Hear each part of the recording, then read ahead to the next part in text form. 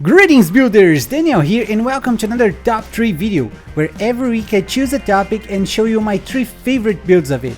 Today's team is for those who don't like to spend much currency. I'm talking about the budget builds. And if you wanna try any of those, you can find links for POBs and complete guides in the video description. And if this video helps you, please leave a thumbs up to support the channel.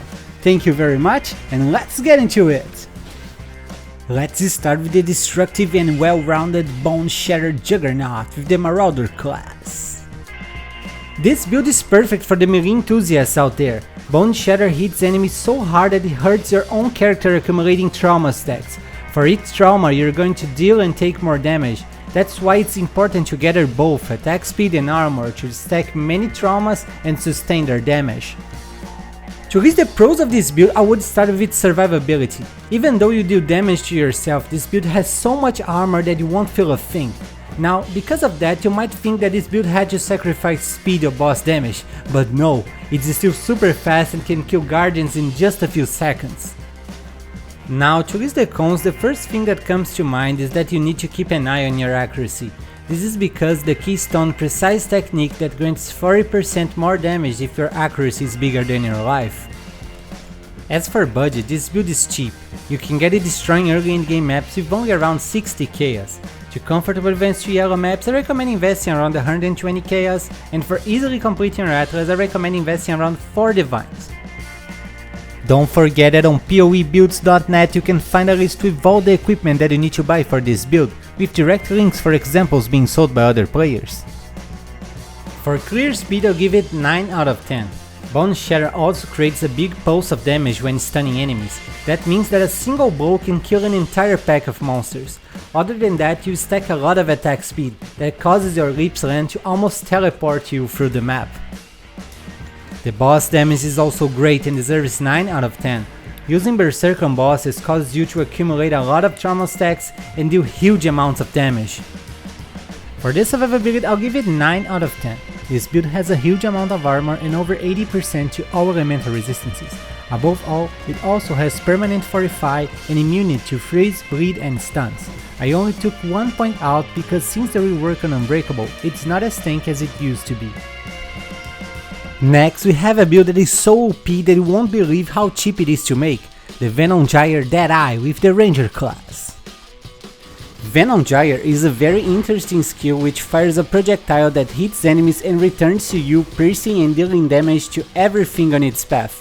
When the projectile successfully returns to you, you can keep and stack them up to 30 times, and they will all be released at once when you use the Whirling Blades movement skill. To list the pros of this build, I wouldn't even know where to start. It comes with an amazing clear speed, boss damage and a big effective HP. Above all, it's cheap and easy to put together. It doesn't require any mandatory unique item. Now, to list the cons is the real challenge here. It's hard to find something not to like on this build. However, I would say that as most builds, this one is also vulnerable to chaos damage, unless of course you invest on chaos resistance gear. As for budget, this build is cheap. You can get it destroying early endgame maps with only around 90 chaos. To comfortably advance to yellow maps, you need to invest around 120 chaos, and for easily completing your atlas, I recommend investing around 4 divines. For clear speed, I'll give this build 10 out of 10.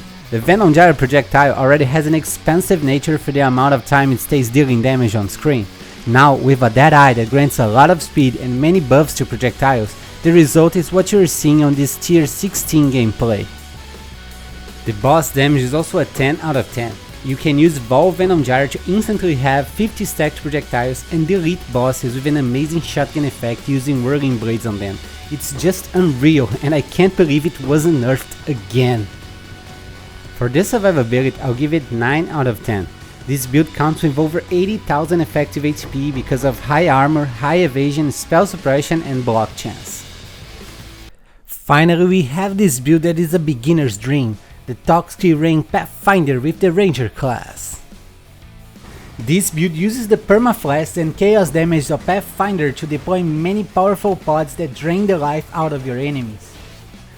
To list the pros of this build, I would start with how easy it is to put together. You don't need any mandatory unique item and the leveling is very simple.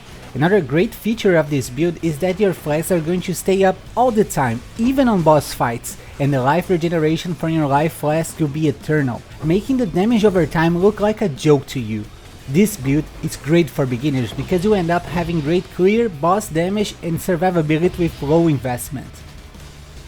Now, to list the cons, the main issue of this build is mana. Since we are dealing with a damage over time build, we cannot reach mana or life. Because of that issue, we need rare rings that reduce the mana cost of skills. As for budget, you can get it destroying early in game maps with only around 100 chaos. To comfort advance to yellow maps, you need to invest around 150 chaos, and for easily completing our atlas, I recommend investing around 4 divines, where you can totally do it with less. For clear speed, this build gets 9 out of 10. As a Pathfinder, your Quicksilver and Silver flasks are going to have more effect and be up 100% of the time, granting a lot of attack and movement speed. Also, you only need to deploy the pods once and they will drain surrounding enemies, granting a smooth gameplay. The boss damage also gets 9 out of 10. Combining your strength with Toxic Rain Totems, bosses just drawing countless pods. Even the big bosses are going to melt like butter before your eyes. For this survivability, I'll give it 9 out of 10. This is because this build has high evasion, high armor and spell suppression. Also, your defensive flasks have more effect and are up all the time, even on bosses. Above all, you can use Toxic Rain from a safe distance and its pods heavily slow down enemies. And that's it for today, guys. Are you going to play any of those budget builds? Please take a second to tell me in the comments and leave a thumbs up to support the channel. I wish you guys an amazing day and don't forget to keep building!